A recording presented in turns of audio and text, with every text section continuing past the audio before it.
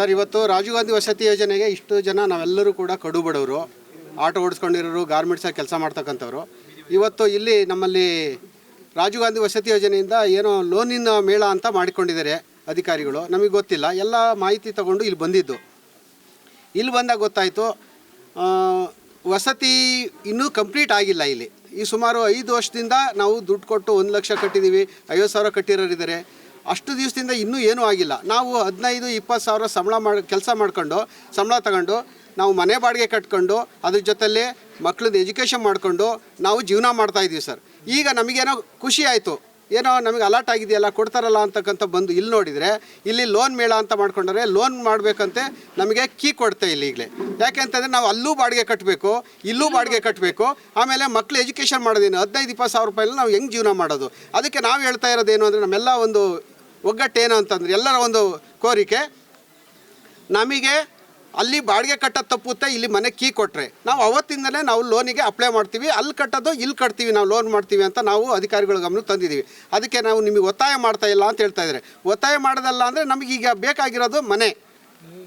ಈ ರೀತಿ ನಮಗೆಲ್ಲ ಒಂದು ಒಕ್ಕೂರಿನ ಒಂದು ಸಹಮತ. ಬಾಡಿಗೆ ಅಲ್ಲೂ ಬಾಡಿಗೆ ಕಟ್ಟಿ ಇಲ್ಲೂ ಬಾಡಿಗೆ ಕಟ್ಟಕ್ಕೆ ಆಗೋದಿಲ್ಲ, ಬರ್ಡನ್ ಆಗ್ತಾ ಇದೆ ಸರ್. ನಾವು 15,000-20,000 ಸಂಬಳ ತಗೊಂಡು ನಾವು ಮನೆ ಅಲ್ಲಿ ಬಾಡಿಗೆ ಕಟ್ಕೊಂಡು ಮಕ್ಳು ಎಜುಕೇಷನ್ ಮಾಡ್ಕೊಂಡು ಜೀವನ ಮಾಡೋದು ತುಂಬ ಕಷ್ಟ ಆಗಿದೆ. ಆದರೆ ಇಲ್ಲೂ ಬಾಡಿಗೆ ಕಟ್ಕೊಂಡು ಇನ್ನೂ 5-6 ತಿಂಗಳು 5 ವರ್ಷ ಆಗುತ್ತೋ ಏನೋ ಗೊತ್ತಿಲ್ಲ.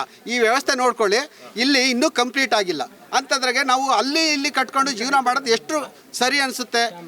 ಅದಕ್ಕೆ ಸರ್ಕಾರಕ್ಕೆ ಒತ್ತಾಯ, ನಮ್ಮ ಎಲ್ಲರ ಒಕ್ಕೂರಿನ ಒತ್ತಾಯ ನಮ್ದು ಏನು ಅಂತಂದರೆ, ಒಕ್ಕೂರಿನ ಒತ್ತಾಯ ಏನು ಅಂತಂದರೆ ನಮಗೆ ಕೀ ಕೊಡಲಿ, ಅವತ್ತಿಂದನೇ ನಾವು ಲೋನಿಗೆ ಹೋಗೋಕ್ಕೆ ರೆಡಿ ಇದ್ದೀವಿ ಸರ್. ಇಷ್ಟು ನಮ್ಮ ಬೇಡಿಕೆ ಸರ್.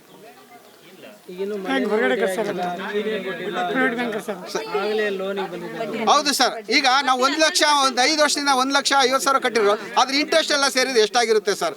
ಇವತ್ತು ನಾವು ಜೀವನ ಮಾಡೋದೇ ತುಂಬ ಕಷ್ಟ ಆಗಿದೆ. ಇವತ್ತು ಗ್ಯಾಸ್ ರೇಟ್ ನೋಡ್ತಾ ಇದ್ದೀರಿ ನೀವು, ಎಲ್ಲದೂ ಕೂಡ ಏರಿಕೆ ಆಗ್ತಾ ಇದ್ದಾಗ ನಮಗೆ ಇಲ್ಲಿ ಲೋನ್ ಮಾಡ್ಕೊಳ್ಳಿ ಅಂತಂದರೆ ಅದು 15-20% ಲೋನ್ ಅಂತಂದರೆ ನಾವು ಎಲ್ಲಿಗೆ ಹೋಗಬೇಕು? ಜೀವನ ಮಾಡೋದೇ ಕಷ್ಟ ಆಗ್ತಾ ಇದೆ.